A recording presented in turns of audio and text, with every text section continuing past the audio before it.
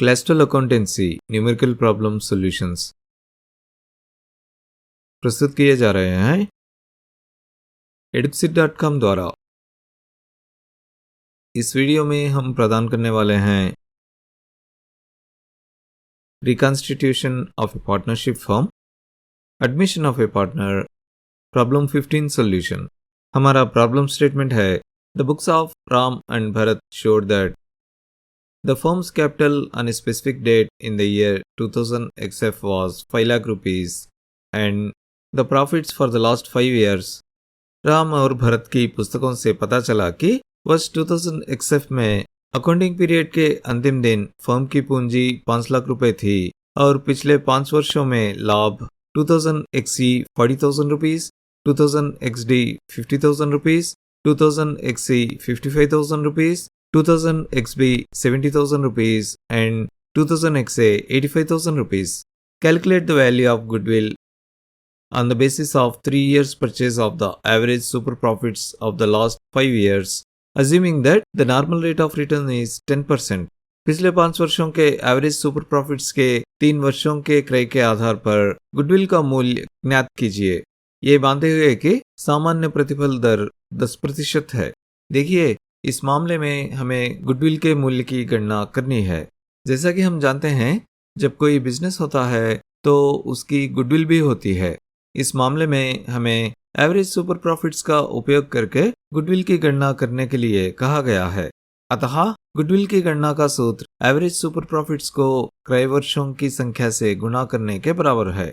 अतः इस सूत्र का उपयोग करने के लिए हमें एवरेज सुपर प्रॉफिट्स ज्ञात करना होगा।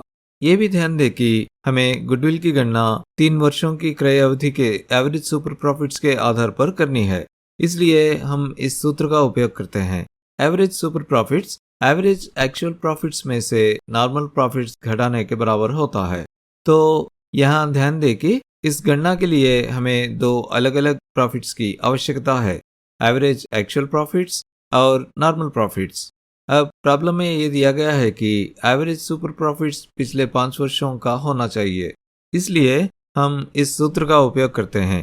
एवरेज एक्चुअल प्रॉफिट्स पिछले 5 वर्षों के कुल लाभ को वर्षों की संख्या से विभाजित करने पर प्राप्त होता है। अतः यहाँ फिर हमें पिछले 5 वर्षों के कुल लाभ की आवश्यकता है। अब प्रॉब्लम में फर्म के पिछले 5 वर्षों के लाभ दिए गए हैं, अतः इन 5 वर्षों के लाभों का कुल योग 3 लाख रुपीस के बराबर है। सब्स्टिट्यूट करने पर हमें एवरेज एक्चुअल प्रॉफिट्स पिछले 5 वर्षों के कुल प्रॉफिट्स जो कि 3 लाख रुपीस है, उसको वर्षों की संख्या से विभाजित करने पर प्राप्त होता है, जो कि 5 है।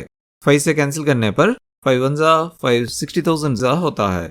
ये 60,000 रुपीस के बराबर है। तो अब हमारे पास एवरेज एक्चुअल प्रॉफिट्स है। एवरेज सुपर प्रॉफिट्स की गणना करने के लिए हमें नॉर्मल प्रॉफिट्स की भी आवश्यकता है। हम जानते हैं कि नॉर्मल प्रॉफिट्स की गणना का सूत्र फर्म की पूंजी को normal rate of return upon 100 से गुणा करने के बराबर है। अब प्रॉब्लम में दिया गया है कि नॉर्मल रेट ऑफ रिटर्न 10% है। ध्यान दें कि ये 10% फर्म की पूंजी पर रेट ऑफ रिटर्न है और फर्म की पूंजी 5 लाख रुपीस है। सब्स्टिट्यूट करने पर हमें नॉर्मल प्रॉफिट्स 5 लाख रुपीस को 10/100 से गुणा करके प्राप्त होता है। चलिए 100 के 2 जीरोस को 5 लाख रुपीस के 2 जीरोस से कैंसिल करते हैं।